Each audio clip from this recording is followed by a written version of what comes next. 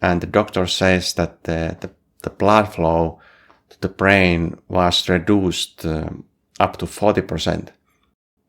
The sun has come up and I'm here starting my day without coffee. And this is in fact my 5th day now without coffee. And I'll be telling you about my experiences without coffee and how things are compared to when I'm drinking coffee.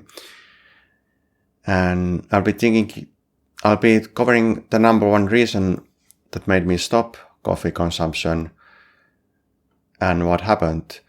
So kind of brief background. So I've been coffee drinker for most of my life, like I think most people. And in the recent few years, I have started to pay more attention and think about that perhaps coffee isn't as great and maybe I should be consuming it in moderation. And especially for the past few months, I've been really focused on drinking only 1 cup of coffee few hours after I wake up to minimize the negative effects of coffee. But even though I was doing this, I noticed that it didn't have that impactful effects compared to when I now completely stopped coffee. So I can notice that the difference between night and day. And the number one reason why I decided to completely go out of coffee was this news clip that I found. I will show it to you. You can look this up from YouTube. This is from ABC News.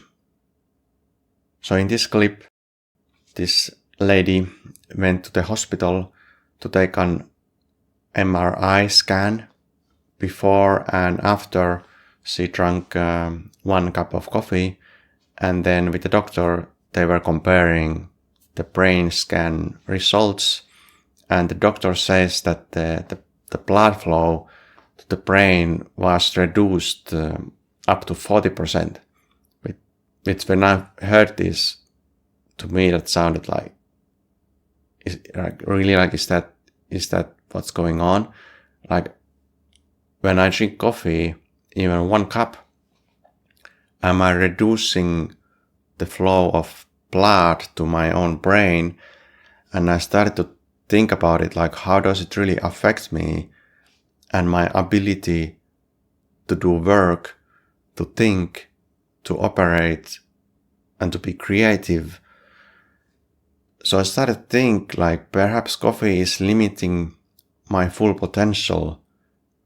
And I started to look more into it.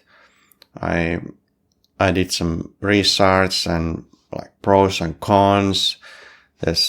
You can find there's many studies that describe benefits that coffee have. But my opinion, these are short-term benefits that more like boost, at least in most cases, that then wear off if you just continue using coffee. And in the long term, they hurt you more than benefit you. So it just gives you the illusion that that when you drink the coffee, that it's gonna give you all that energy and all that motivation and everything else, but it's just giving you that boost because in long term, it has kind of stolen those things from you. So that now that you have become addicted to the coffee, that you actually need it to feel motivated and to work and so on. So, but maybe there's some truth that maybe it does give you some boost in productivity and things like that when you drink it. But I still think it's a substance. The term is like psychoactive substance, I believe it's called.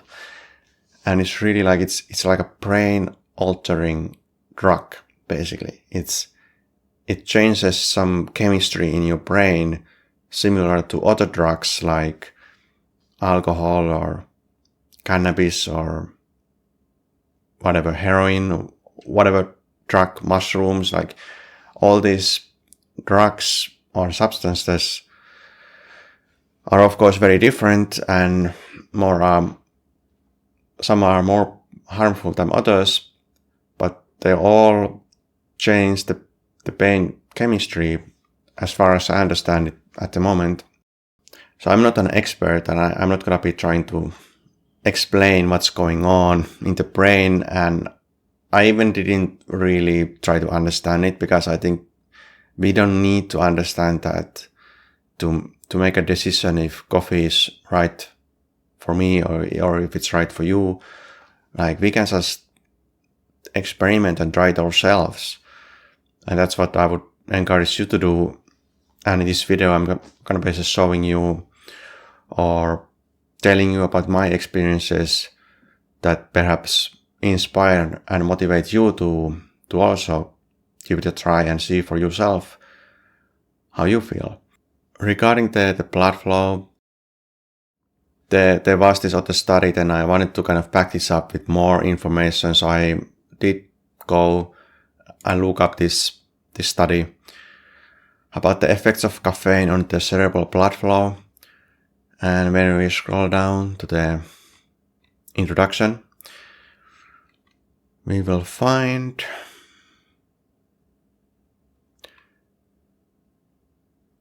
that this study found that the coffee or caffeine can reduces the global cerebral blood flow by 22% to 30%. So not quite as high as in the video, but still that's considerable amount. And I don't want that to be happening to myself. So finding this information was enough for me to decide that I'm gonna quit coffee for good. And like I said, it's been now 5 days. And what happened was that the day one was especially hard. I kind of knew already that that's going to be hard because I have went some days without coffee before. And like I just had no motivation to do anything.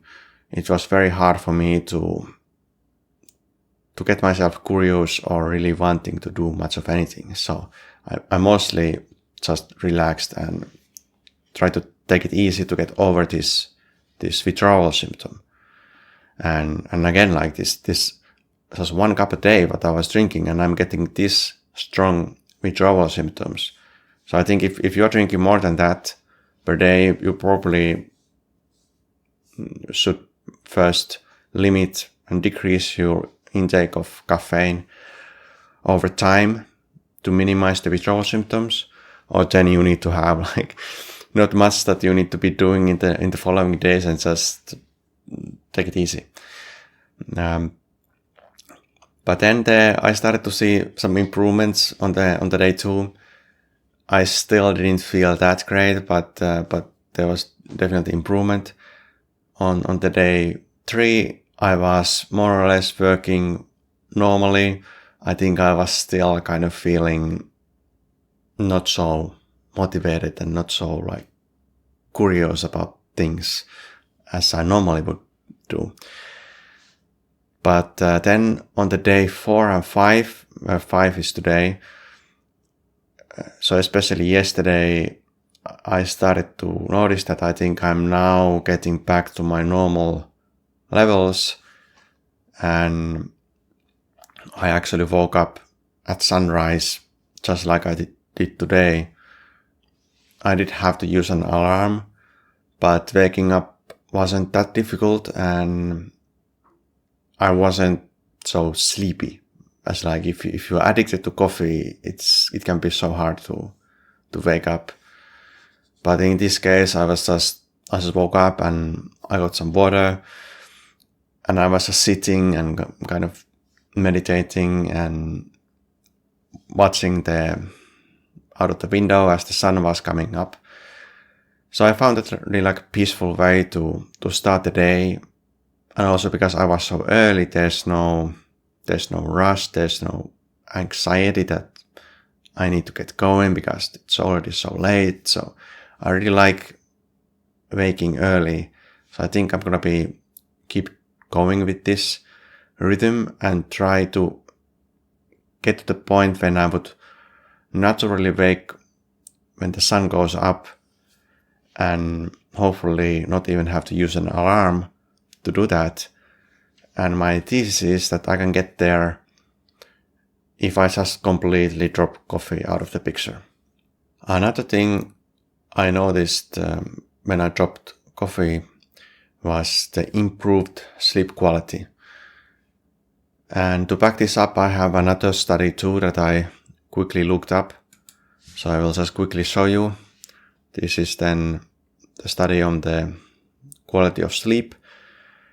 And it compared or took into account 24 studies that were included in this analysis.